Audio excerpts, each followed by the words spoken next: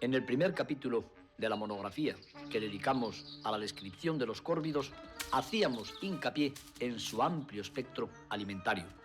No solamente se alimentan de carroña, como piensan muchos profanos, sino que son capaces de dar caza a animales que pueden considerarse como dañinos para las cosechas y para la agricultura. En el caso del arrendajo, concretamente, hemos podido filmar que cuando abundan las langostas y los saltamontes constituyen quizá la dieta preferente de estos córvidos. Sin embargo, resulta popular la tendencia que tienen algunos córvidos para alimentarse de huevos.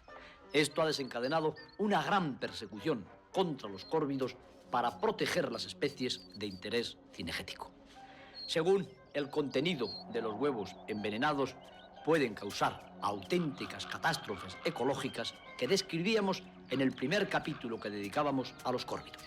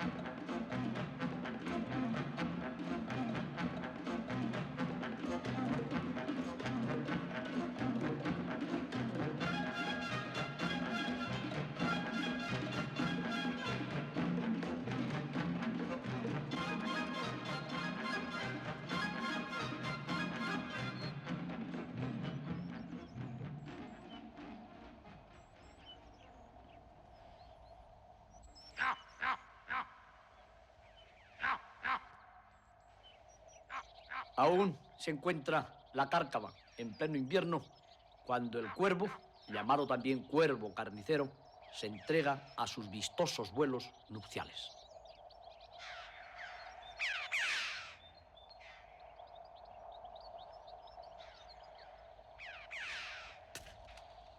Este gran pájaro es quizá el más adecuado de los representantes del grupo. Tanto es así que ha prestado su nombre al resto de la familia, los córvidos. De plumaje negro y satinado, en el cuervo o cuervo carnicero se aprecia perfectamente la característica de que pertenece al orden de los paseriformes. Es un pájaro grande. Los taxonomistas le han clasificado en el mismo grupo que a los pequeños y conocidos pajarillos. Se han basado para ello en una serie de detalles anatómicos que coinciden tanto en este pájaro de gran porte, en este verdadero depredador, y en los más pequeños y minúsculos de los insectívoros, como pueda ser, por ejemplo, un reyezuelo. La armonía del plumaje del cuervo carnicero, cuando se le contempla de cerca, nos hace comprobar que estas aves no carecen de belleza, aunque sus libreas sean oscuras y monócromas. La inteligencia de los cuervos, que queda patente en la mirada y en el aspecto curioso del cuervo carnicero, es una de las características del grupo que ha sido mejor estudiada por los investigadores.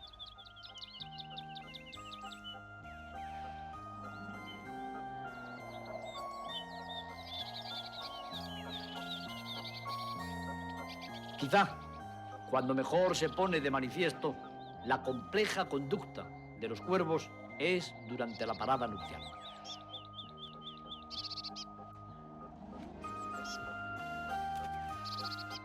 Suele comenzar esta ya en el mes de enero o de febrero, mediante una serie de vuelos que realizan juntos el macho o la hembra, o mediante una serie de exhibiciones aéreas que lleva a cabo este para estimular a su partener.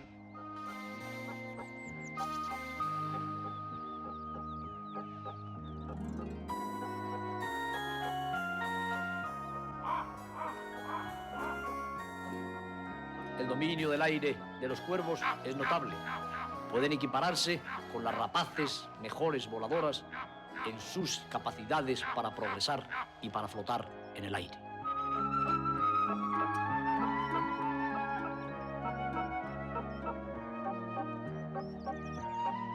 Contemplado por la hembra, el cuervo carnicero ha descrito una serie de planeos dominando precisamente el amplio territorio en el que van a situar el nido.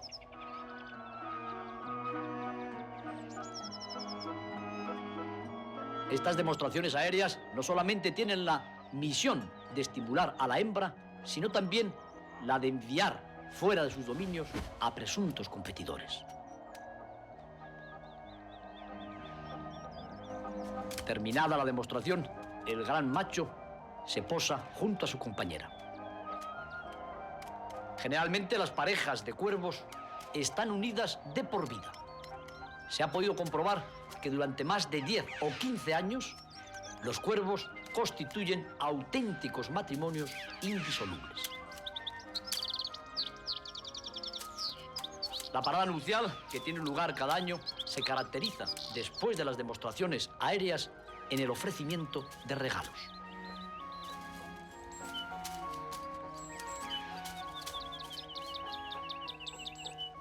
La hembra, que adopta la postura sumisa y pedigüeña de un polluelo, es obsequiada con hierbas y con todo tipo de obsequios por su fuerte consorte. Tiene también mucha importancia el ofrecimiento de los ojos al pico poderoso del partener. Esta es una actitud o una pauta de inhibición de agresividad o de apaciguamiento.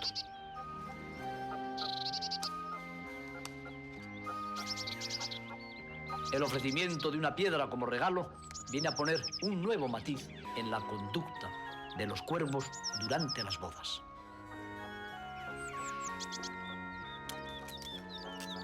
Pero quizá la más simbólica de todas las entregas sea la de la rama con la cual se va a construir el nido. Posiblemente uno de los nidos más complejos y diferenciados de todos los córvidos sea el nido de la urraca. Estamos nosotros destruyendo un nido, sirviéndonos de la cámara desde terminada la obra hasta el principio para que se pueda contemplar la complejidad de su estructura. Palos primero, después hierbecillas, raíces y barro. Hasta terminar en unas simples estacas cruzadas en la horquilla de un arbusto. Hemos de confesar que resultó ímprobo el trabajo de filmar cómo construyen el nido las urracas. Todo el mundo sabe lo esquivos que son estos pájaros. Todo el mundo sabe, también los ornitólogos, lo difícil que resulta observarles, y sobre todo cuando aún no tienen la atracción de los huevos o de los polluelos. La cámara vino a demostrarnos que es la hembra la que toma las medidas del nido, que es la hembra el verdadero arquitecto de la pareja. La tenemos aquí colocando las hierbecillas, las raíces y el barro que constituye la base del nido, lo más sólido y lo más importante también de su estructura.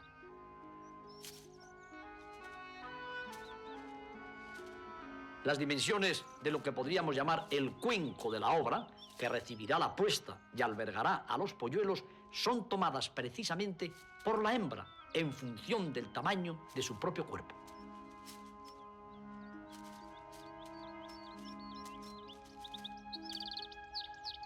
Mientras el pico habilísimo de la urraca va mezclando las raicillas y las hierbas con el barro aportado por su compañero, la hembra le anima a este para que siga trayendo materiales. Terminada la base de la obra, la infraestructura que alojará a los huevos comienzan a cubrir todo el nido con palos más o menos largos y más o menos complicados que tienen la misión de evitar que un depredador pueda penetrar en su fortín.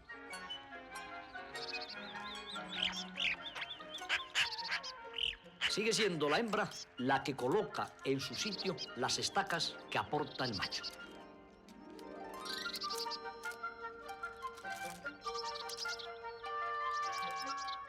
Y resulta evidente la dificultad del pequeño arquitecto para colocar debidamente los palitroques que van a constituir una barrera que evitará la penetración en el fortín de cualquier enemigo.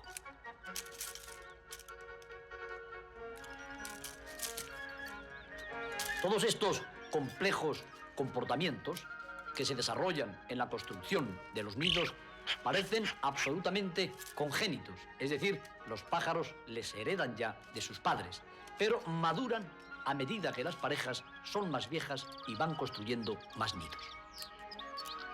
Podría afirmarse que un nido de urraca bien hecho, bien terminado, suele ser el fruto de una pareja de picazas que lleven varios años de experiencia.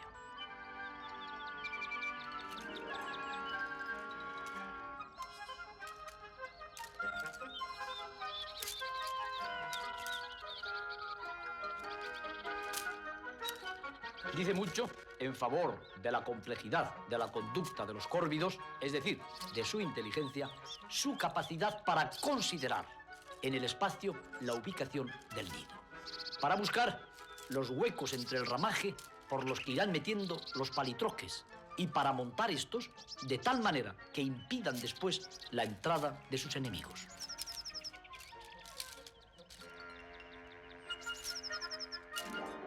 Se calcula que tardan entre 2 y 3 semanas las urracas en construir o en terminar un nido.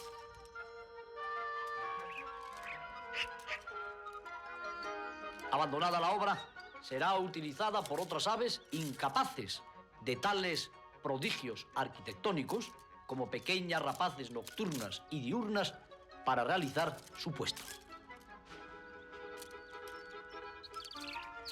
Puede afirmarse que las complejas construcciones de urracas y sobre todo de cornejas resultan importantísimas en la distribución de determinadas especies de pequeñas rapaces. Los búhos chicos, los alcotanes, los cernícalos no podrían nidificar en gran medida en los sotos y en los bosques sin las plataformas de los córvidos. En este aspecto resultan, por consiguiente, altamente beneficiosos.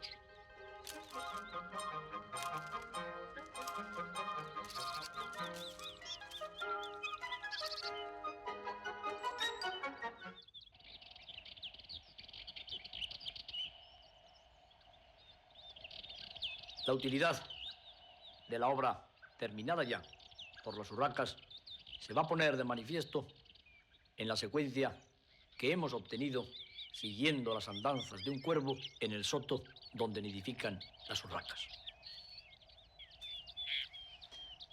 Está llevando a cabo la puesta y limpiando el nido simultáneamente la urraca hembra. Sus movimientos están siendo observados por un cuervo.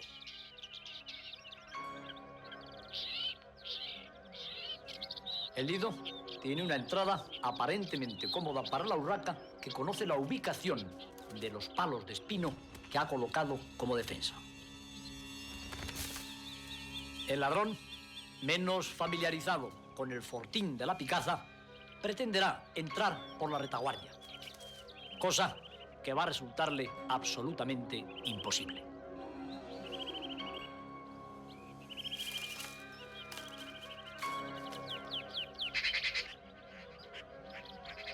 Observado por la urraca, nerviosa y temerosa seguramente de ser desposeída de sus propiedades, el cuervo se encuentra en una mala situación para continuar el intento de robo.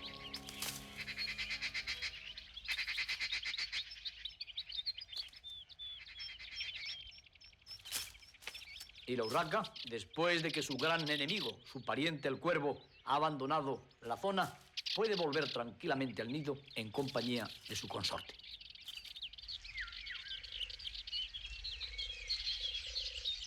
Pero no solamente los cuervos y las urracas son dignos de destacar en la familia de los córvidos en la península ibérica.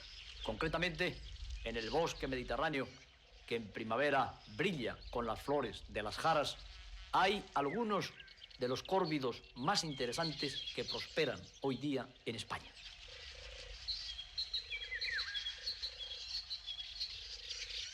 Me refiero al rabilargo. Y he dicho que es uno de los córvidos más insólitos porque este bello pájaro nidifica concretamente en una buena parte de la península ibérica y en Extremo Oriente, en China, en Corea y en el Japón. Aún no se han puesto de acuerdo los zoogeógrafos para explicarse esta extrañísima área de dispersión, Extremo Oriente y España. Algunos piensan que todos los rabilargos que viven en la península ibérica descienden de algunas parejas que importaron los navegantes portugueses desde Extremo Oriente hasta la península.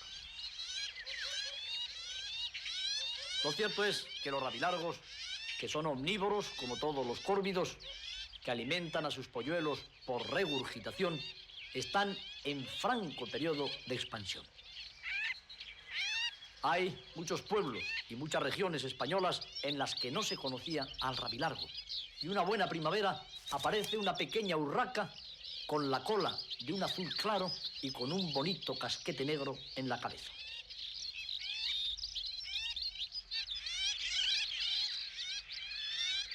Se han realizado ya complejos y profundos estudios acerca de la conducta y del papel ecológico del rabilargo. En este momento vemos cómo la hembra, emitiendo las mismas llamadas y moviendo las alas como un polluelo, refuerza la conducta de ceba de su consorte, el macho.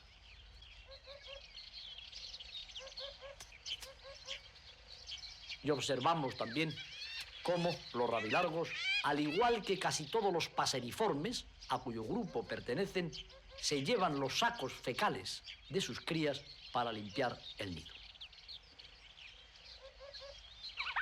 La urraca, a quien hemos visto en la construcción del nido, contemplamos ahora alimentando a su progenie. Para ello, nos hemos visto obligados a desmantelar ligeramente la cubierta del nido. De otra manera, no hubiera conseguido nuestra cámara penetrar en la encrucijada de ramaje donde oculta a sus polluelos.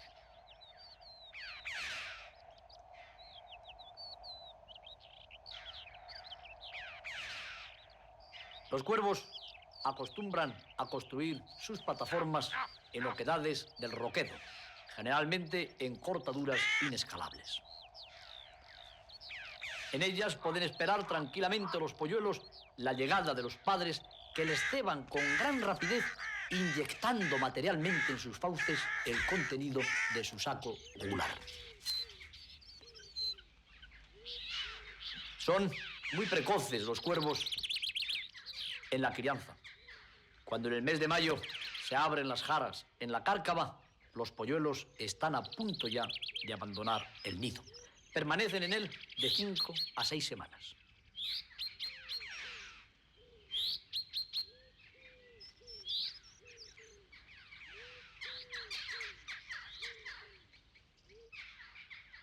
Y es precisamente en esta época de la primavera cuando los cuervos, llamados carniceros por sus tendencias depredadoras, se ven obligados a cazar más.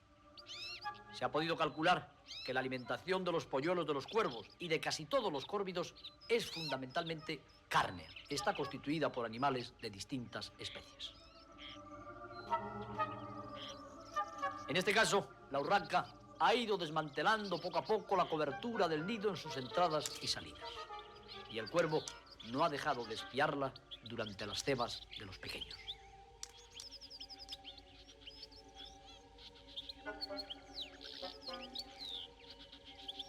Y cuando el cuervo comprueba que la urraca se ha alejado en búsqueda de comida, considera que ha llegado el momento para robarla uno de sus pequeños.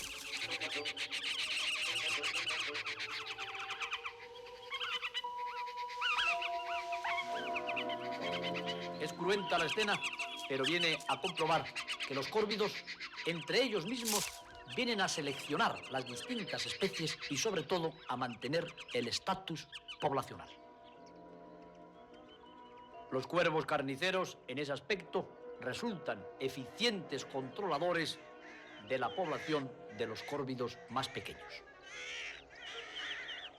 Pero, aparte del autocontrol familiar que los córvidos ejercen entre sí mismos, tienen también enemigos específicos.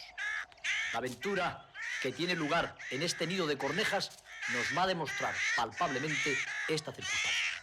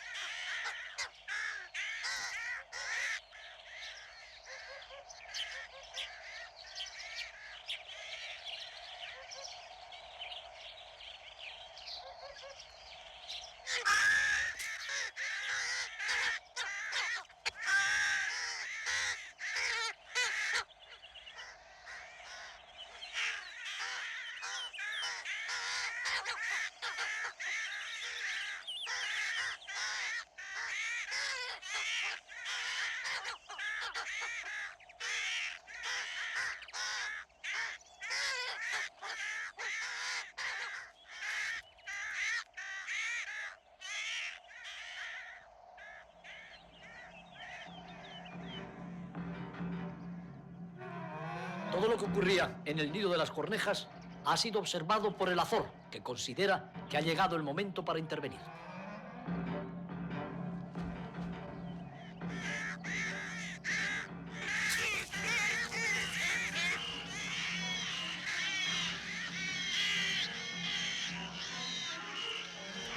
El desenlace de la aventura nos va a permitir comprobar también otra característica propia de la conducta de los córvidos, la defensa cooperativa.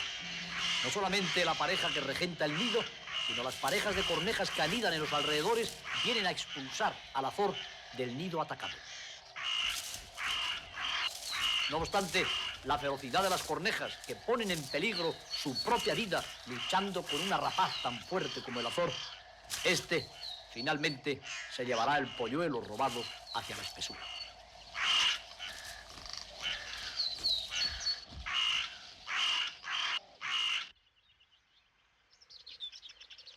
En todos los bosques caducifolios españoles y en buena parte también de los bosques mediterráneos vive un córvido inteligente, omnívoro y bellísimo. Me refiero al arrendajo.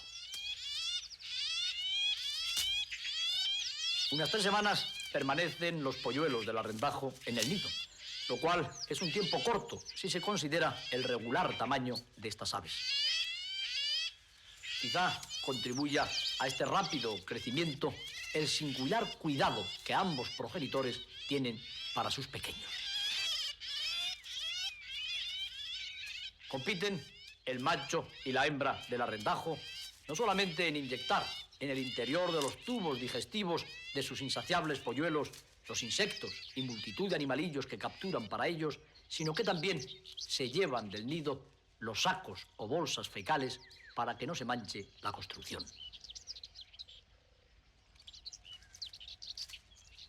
Ostentan los arrendajos unas bonitas manchas fanéricas azules en el nacimiento de las plumas remiges.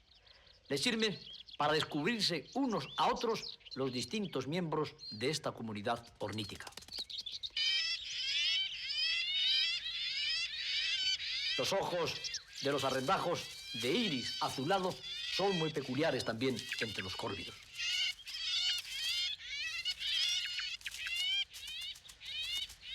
Cumplen muchas funciones ecológicas los arrendajos en los bosques. Son presas favoritas del Azor.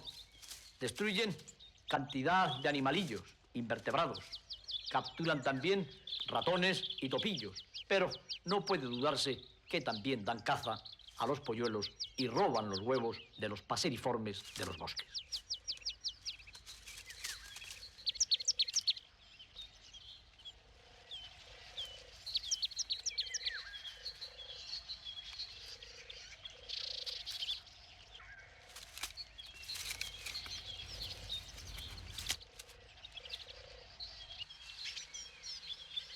Pero los jóvenes arrendajos no terminan la dependencia de sus padres con la salida del nido.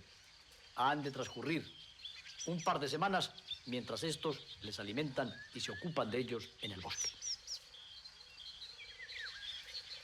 En esta época son fáciles presas los bonitos arrendajos para su enemigo específico, porque también esta especie de córvido tiene un depredador que le da caza sin cuartel. Se trata del ágil y pequeño gavilán. No dejará de rondar la eficiente rapaz por aquellos parajes del pinar donde se encuentran los pollos del arrendajo. Estos se dedican a descansar y a digerir mientras termina el crecimiento de sus plumas fuera ya de los más vulnerables nidos. Dedican mucho tiempo a hurgarse el plumaje con el pico para facilitar el desprendimiento de los cañones.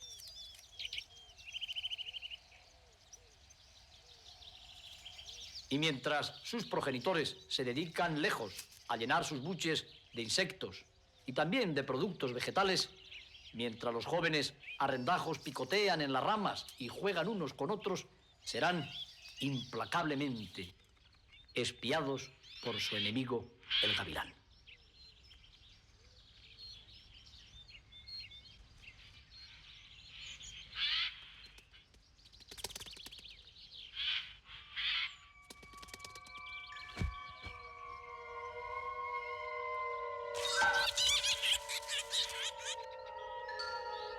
También el azor, el más grande de los accipíteres, es un especialista en la caza de cornejas adultas.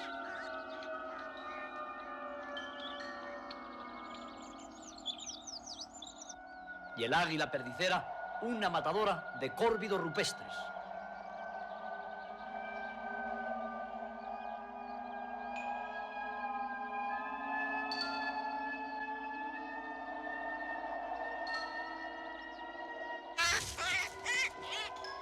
Todas estas escenas nos permiten comprobar que los córvidos, si bien tienen una influencia relativamente depredadora en sus ecosistemas, están perfectamente controlados en la naturaleza antes de que el hombre desequilibrara a la naturaleza. Incluso el gran cuervo carnicero tiene un enemigo específico dentro de las aves de presa, el águila real. En los nidos de esta gran rapaz se encuentran con alguna frecuencia restos de cuervos y de cornejas.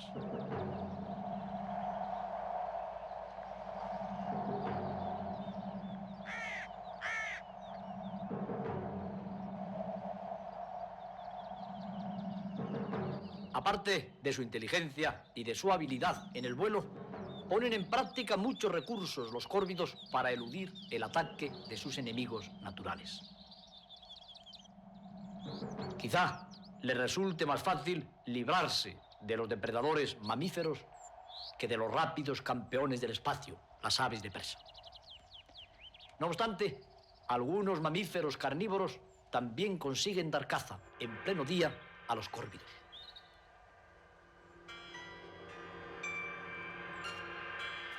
Ninguno como la jineta para controlar sus poblaciones en el bosque.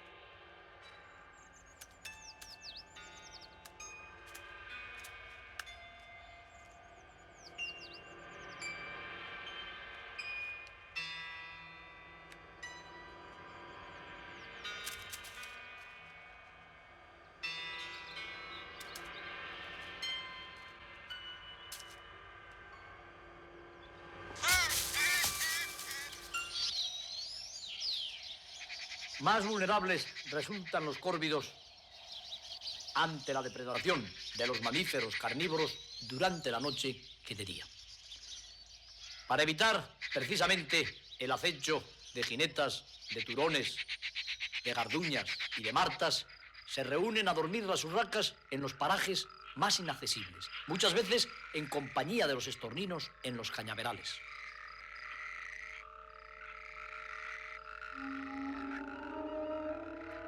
Pero los carnívoros, y concretamente la jineta, saben muy bien dónde duermen las urracas.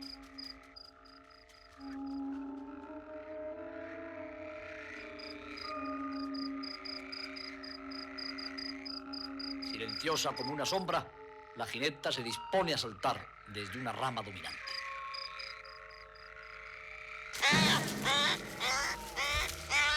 Esta sucesión de secuencias nos han permitido comprobar que los córvidos en la naturaleza nunca hubieran llegado a dispararse poblacionalmente si el hombre no hubiera desequilibrado los ecosistemas mediante la destrucción de depredadores, mamíferos u orníticos.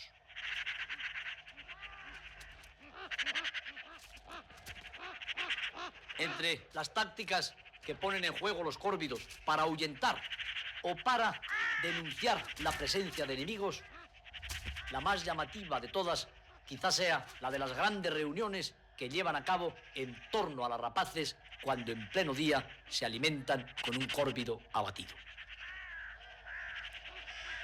Vienen cornejas, urracas y cuervos desde todas las direcciones del espacio.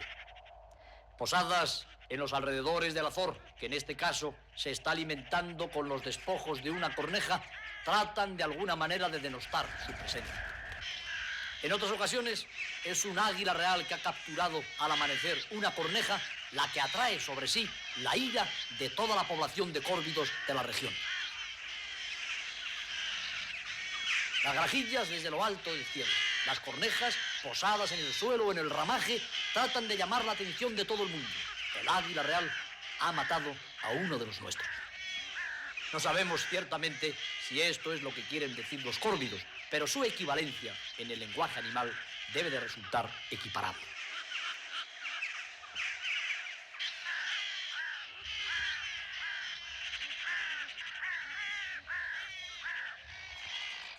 Pero en el mundo animal también, en ocasiones, pagan justos por pecadores.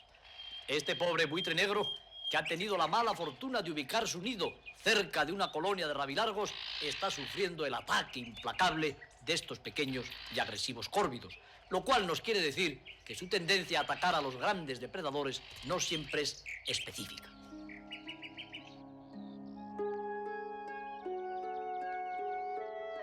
Y con esta insólita secuencia, amigos míos, termina nuestra panorámica sobre los córvidos. Inteligentes, desconocidos y no tan perjudiciales para el mundo en el que viven como se nos había pretendido explicar.